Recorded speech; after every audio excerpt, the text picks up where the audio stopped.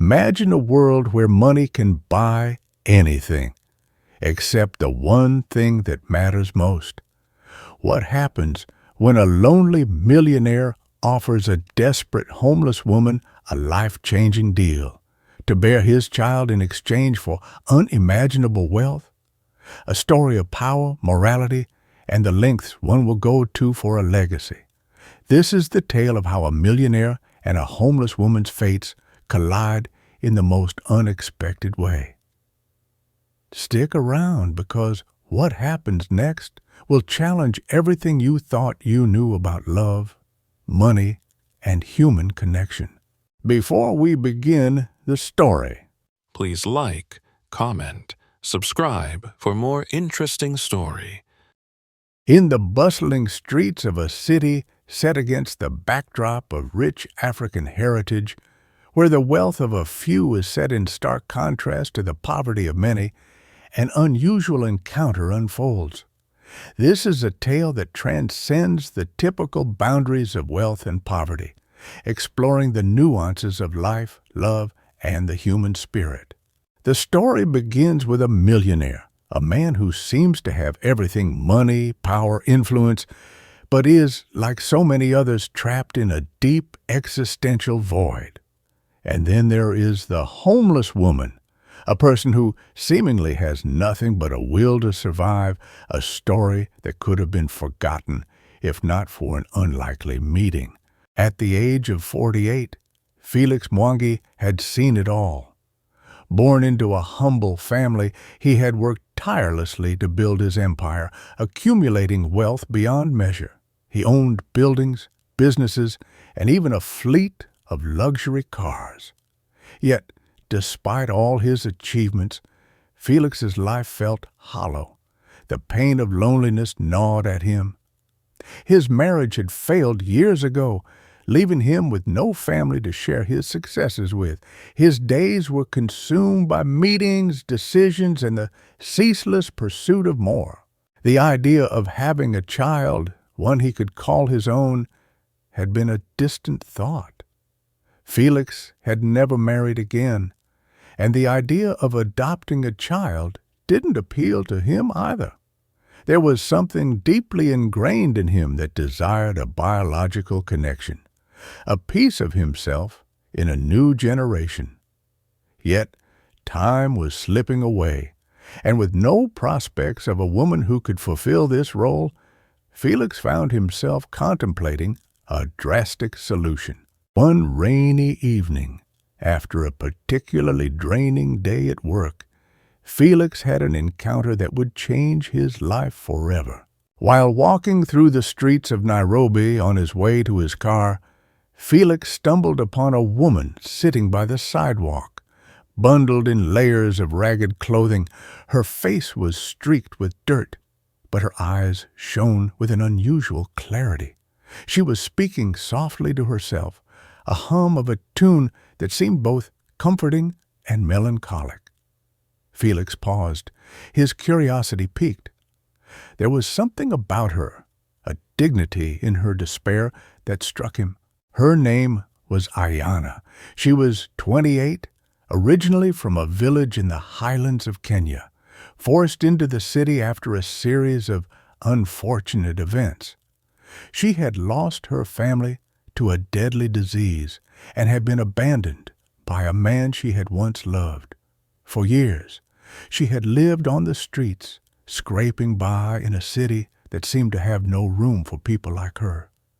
Yet, despite the hardships, Ayana carried herself with an air of quiet grace, her eyes always looking ahead as though waiting for something. Their conversation started innocuously, with Felix offering her a sandwich and some spare change. But over time, their meetings became more frequent. Felix learned about Ayana's story and the pain she carried, but he also began to admire her resilience. He couldn't understand how a woman with so little could possess such inner strength, yet it was a strength that Felix craved. One evening, as they sat together in the same spot where they had first met, Felix made an unexpected proposition. "Ayana," he said, "I've been thinking about having a child, but I cannot find anyone to bear my child. You don't have to love me or even know me well, but if you're willing, I will pay you handsomely to have my child. You will be taken care of, and the child will want for nothing. It's a deal I'm offering you." Ayana looked at him, her eyes searching his face for sincerity. "Why me?" she asked, her voice soft but curious. Felix paused. "I don't want a stranger to raise my child. I want someone who has lived, someone who has been through the struggle. I want my child to know what strength looks like, even if it comes from unexpected places." There was a long silence. Ayana considered his words carefully. On one hand, she was overwhelmed by the enormity of what he was asking. On the other, she knew this could be her chance to escape the cycle of poverty. She could not deny the allure of security for herself, and most importantly, for the child she could give life to. "I will think about it," Ayana finally replied. Over the next week, Ayana grappled with the offer. She sought counsel from those she trusted on the streets, and each person had a different opinion. Some said she was foolish to even consider it, that no amount of money could compensate for the emotional cost of such a decision. Others, however, encouraged her to take the opportunity, seeing it as a rare chance to escape her situation. Felix, meanwhile, had become more insistent. He had no time to waste. His biological clock was ticking, and he was determined to make this child happen. He even went as far as to promise Ayana a life of luxury, with a house, an education for the child, and all the comforts one could desire. Ayana finally agreed. She would carry his child, but only under the condition that she would have full custody, with Felix only being involved financially. Felix accepted without hesitation, and the deal was struck. The months that followed were a whirlwind. Ayana was given the best medical care, and Felix ensured that she lacked for nothing. She moved into a large house in the suburbs, a far cry from the streets she had once called home.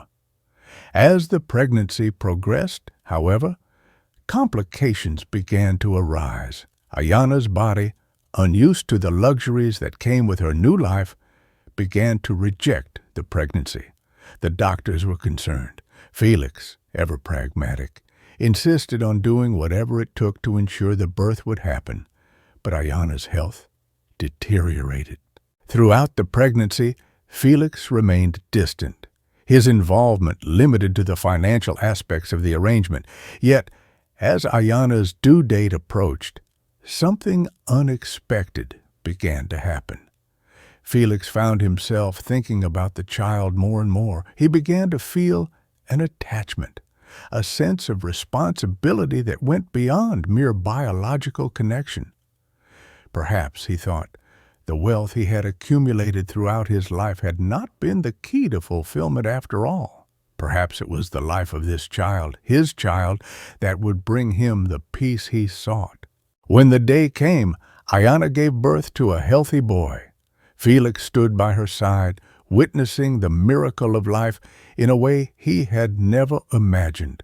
Holding the child in his arms for the first time, he felt a wave of emotions that overwhelmed him: love, awe, and a deep sense of responsibility. For the first time in his life, he felt truly connected to another human being. But as time went on, Felix began to realize that being a father was not as simple as writing a check or making promises. The child, though a part of him, did not automatically fill the void he had felt for so many years.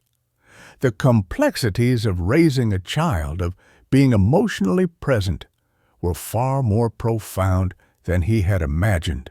Ayana, on the other hand, had found herself in a new position. Though she had not expected to develop any emotional attachment to Felix, she found that her feelings toward him were evolving. She had initially seen him as a mere benefactor, but over time she saw in him the same vulnerability that she had once felt. The relationship between them shifted. Felix found himself returning to the house more often, not to check on Ayana, but to spend time with his son. In the process, he began to understand the sacrifices Ayana had made, not just for him, but for the child. He started to question the motivations behind his initial request. Was it truly about having a child, or had it been about filling a deeper need within himself? "Felix, you want me to have your child for money?" she asked, her voice steady, though the shock was evident in her expression. "Why me?" Felix sighed, looking out into the busy street as the rain began to fall again. The sound of the droplets on the ground seemed to echo his thoughts. "I'm not asking for anything else. I've lived my life building wealth and power, but it feels meaningless. A child, my child, could give me something that I've longed for, a legacy. I can't explain it fully, but I think you might be the answer to this emptiness I feel." Ayana was silent for a long while. She had always prided herself on being independent, making her own decisions despite the hand life had dealt her. But this was different. She felt an odd sense of security in Felix's offer. The money would mean stability, something she hadn't known for years. She could rebuild her life, maybe even find a way to help others on the streets. But there was something deeper, a sense of curiosity about Felix and the strange vulnerability he had shown her. "I will think about it," Ayana said finally, standing up and brushing the dirt off her clothes. Over the next few days, Ayana pondered Felix's offer. She weighed the pros and cons, contemplating the moral implications of what he was asking. Was it right to bring a child into the world for such an arrangement? She had heard stories of women being exploited, their bodies used for profit, but Felix's sincerity seemed different. He wasn't asking for anything beyond her carrying the child. In the end, she made her decision. Ayana would agree to the arrangement, not because she believed it was morally correct, but because it was a chance to escape the depths of poverty and provide a better future for her child, one she could never afford on her own.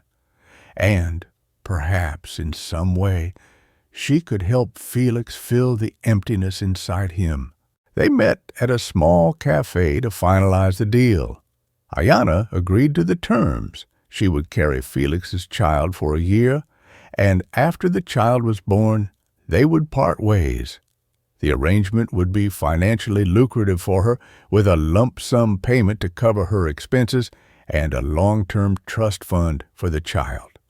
It was a deal that made both of them uneasy, yet strangely hopeful.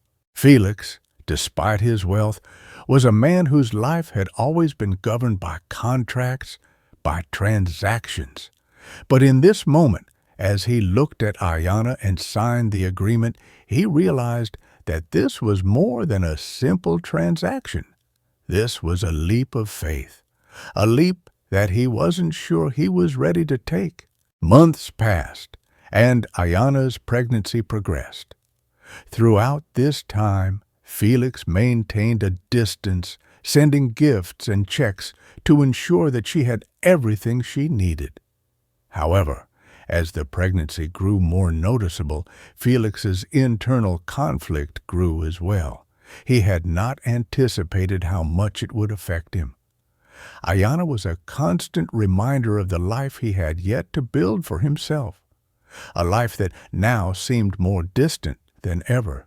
Ayana, on the other hand, began to feel a strange bond with the child growing inside her. Despite the unusual circumstances, there was a part of her that felt protective, almost maternal, toward this child she was carrying. She had never been a woman who dreamed of motherhood, but now that she was living it, she found herself wondering what kind of person this child would be. Would it be a reflection of Felix's wealth and cold ambition, or would it inherit her resilience, her spirit? As the months wore on, Ayanna began to distance herself from Felix. She had become increasingly uncomfortable with the idea that her life, her body, was being used as a vessel for Felix's desires. She was no longer just a homeless woman, desperate for survival. She was a mother, and that role demanded more than just money. Felix, for his part, began to feel the weight of his own decisions. He had become obsessed with the child, imagining what kind of father he might become. The thought of raising a child with no partner, no family, was unsettling. Would he be able to provide the love and care that a child truly needed? Or would his wealth and power only serve to isolate them both further? The day of the birth arrived, and Ayanna found herself in a private hospital room, the sterile whiteness of the walls a stark contrast to the world she had come from. Felix was there, waiting outside, pacing nervously. The labor was long and painful, but Ayanna remained strong, as she had done through everything life had thrown at her. When the child finally arrived, it was a girl. Felix rushed into the room, his heart pounding in his chest. He'd been through many high-stakes deals in his life, but this moment was different. It was not a business transaction, it was a new beginning. He took the child in his arms, and for the first time in his life, he felt a surge of something greater than himself, something pure. But as he looked at the baby, he realized something else. The emptiness inside him was not something that could be filled with money, power, or even a child. It was a deeper void, one that could not be fixed by external means. He had thought that this child, this connection, would provide him with the answers, but instead it had only highlighted his own failings. Ayanna, seeing the uncertainty in his eyes, knew then that their paths would never truly intersect. The child, though a part of both of them, belonged to neither in the way they had imagined. She was a new person, free from the complications of their deal. In the months that followed, Ayanna left the city to return to her village, taking the child with her. Felix, despite his wealth, was left with an ache that no amount of money could cure.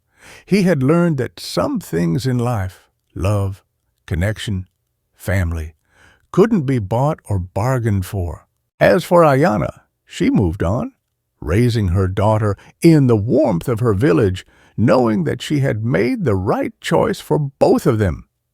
In the end, their strange contractual arrangement had not just changed their lives, it had revealed the truths they both needed to face about themselves.